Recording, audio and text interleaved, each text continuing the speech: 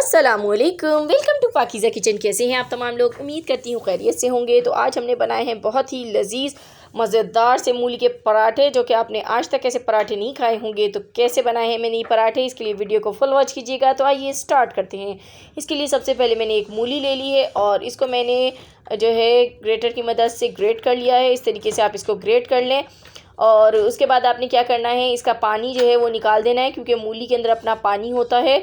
तो इसको हम निचोड़ लेंगे और इसकी अगर फिलिंग अच्छी बनेगी तो ही आपका पराठा अच्छा रेडी होगा, क्योंकि मूली के पराठे तो सभी बनाते हैं और लेकिन जो ये फिलिंग है ये आपकी मज़े की होगी तो पराठा आपका यकीनन बहुत मज़े का बनेगा। तो यहाँ पर मैंने निचोड़ लिया, इसका पानी हटा दिया है। इसमें हाफ़ टेबल स्पून मैंने रेड चिली डाली है और साबुत धनिया पिसा हुआ मैंने डाला है हाफ़ टेबल स्पून, ज़ीरा पिसा हुआ half tablespoon, red green chilli है यहाँ पर मेरे पास 3 से 4 अदद आपने डाली हैं। धनिया आधी गड्डी बारीक काट लें, हरी मिर्चें भी बारीक कट कीजिएगा। ये मूली के पत्ते हैं, ये ज़रूर डालने हैं आपने। बाज़ लोग फेंक देते हैं लेकिन डंडी यूज़ नहीं करनी है, सिर्फ पत्ते यूज़ करने हैं मूली के।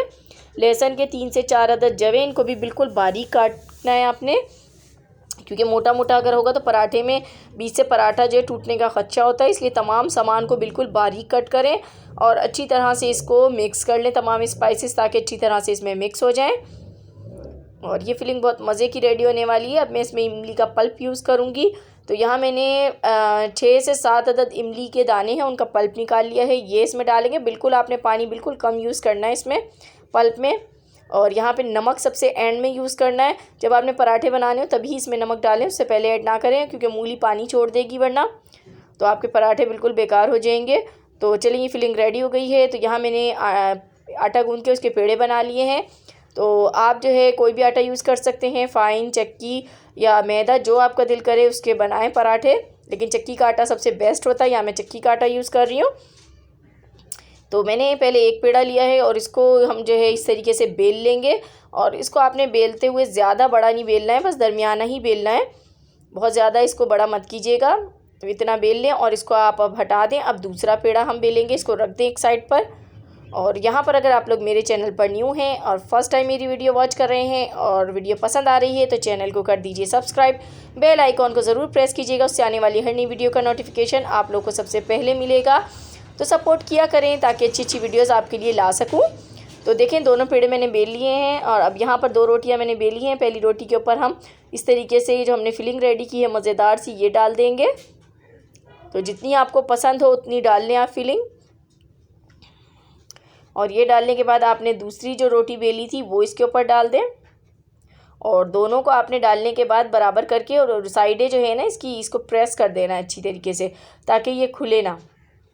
तो इस तरीके से आप प्रेस करें इसको और देखें दोनों बिल्कुल बराबर बने हैं। उसके बाद हम इसको हल्के हाथ से, बिल्कुल हल्के हाथ से रोलिंग पिन की मदद से बेलेंगे। तो ये बिल्कुल रेडी है। तो अब हम तवा गरम कर लेते हैं। तो तवा यहाँ गरम हो चुका है। तो यहाँ मैंने इस पे ये रोटी डाल दी है, पराठा।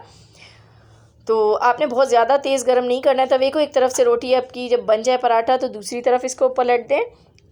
तो देखें इस तरफ से भी जब थोड़ा सा पके, बहुत ज़्यादा नहीं पकाना है। अब देखें यहाँ से पक चुका है ये। तो अब मैं इसको पलट दूँगी फिर से।